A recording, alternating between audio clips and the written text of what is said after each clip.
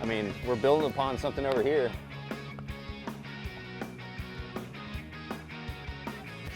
Life basically made me take a break from fishing for a little while. When I was in California, I was there to go to art school. I went to the San Francisco Art Institute, and I was in my first advanced painting class. And I walked up to a group of my students, my friends.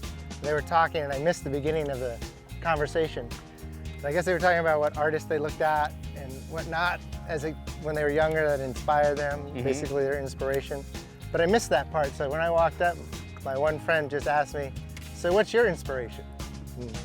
So out of context, I didn't know what to say, and I was like, the swamp in my backyard in Florida that I grew up playing and fishing on, and they all looked at me confused, and I was like, what was I supposed to say? They're like, "We meant what artist?" I was like, oh, yeah, my art wasn't really affected so much by looking at the artist as much as spending a lot of time alone on the water in Florida. Right.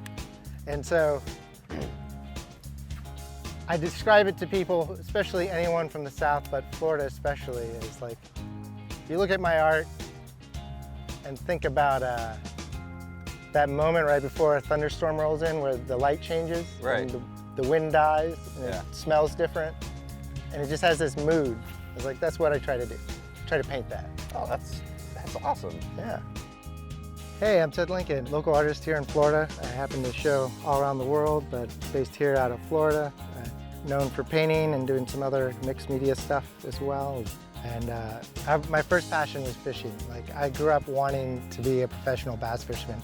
But then I was always into bicycles, and I got a mountain bike to get to my fishing spots, and ended up racing and apparently being pretty good at it. And next thing I know, I'm sponsored racing around the world, and did that for 4 or 5 years out of high school, and just some injuries and illness, and got to the point where I was like, you know, I didn't really intend to become a professional mountain bike racer.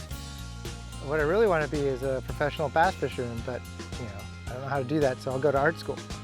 So I moved to California, went to art school, and graduated almost 20 years ago now, and I've been grinding away at my art career, and kind of didn't get a chance to fish solidly. Like, I got a trip here and there for about a decade, and I moved back to Florida and started to restore my boat me and my father bought when I was in middle school, or the one he bought that I fished out of.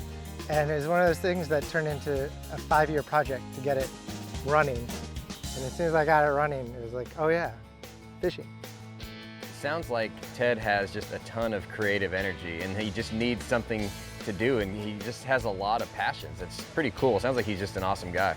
You have no idea. The cool thing was that because he's so creative, and he really applies his creativity to fishing, I got to see somebody kind of fish a different style with different baits than I'm accustomed to down here in Florida.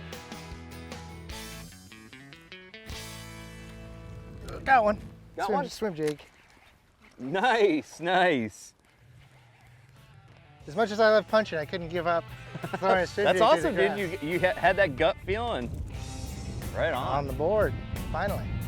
That's not a bad sized buck.